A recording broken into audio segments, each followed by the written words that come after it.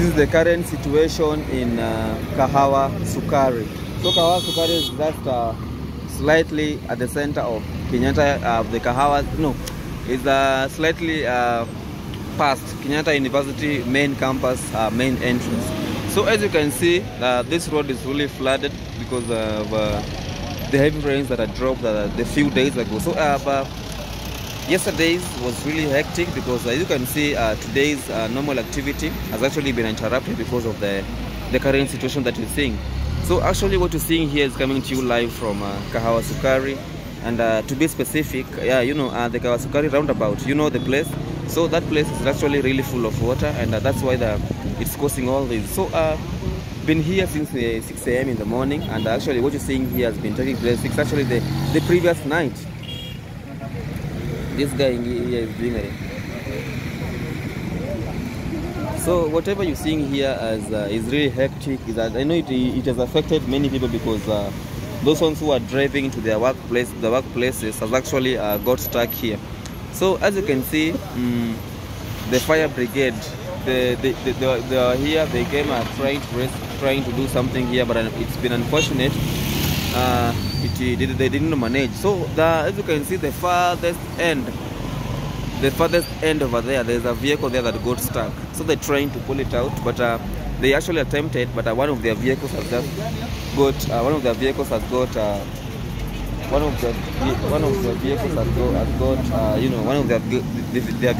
got stuck as well. So they actually managed to pull one of them. This one here got stuck. They managed to pull it using the other one. So as you can see, they're actually now trying to see how they're gonna rescue that other one because it got carried away by water. So I don't know where the owner is. I don't know whether he's still in the vehicle. I don't know. So the owner got stuck there yesterday, and this is the time the fire brigade are trying to to help the owner out to pull out the vehicle. Otherwise, in the meantime, there is no movement here. The movement is too slow because of the flooding water that happened to occur here.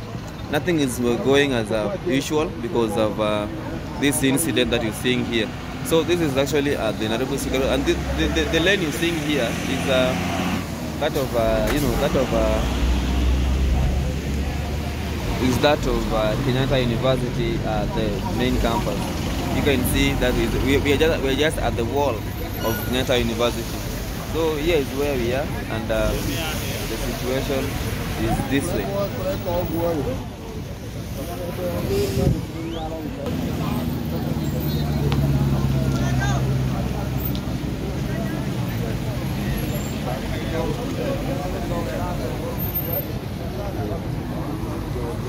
Hey, the situation is really hectic.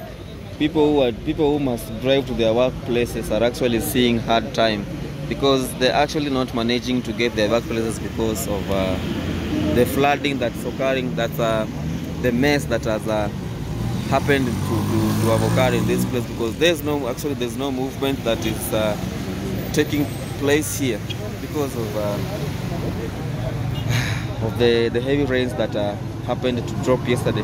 So actually today's today activity, I can see that vehicles that most of the vehicles that should be that are coming from the Nairobi CBD this direction, many of them has turned to be using to use the opposite lane. You can see many of them are using that lane over that's going to Ruiru. But yeah, you can see many of them are using that other lane that is going to Ruiru. Yeah.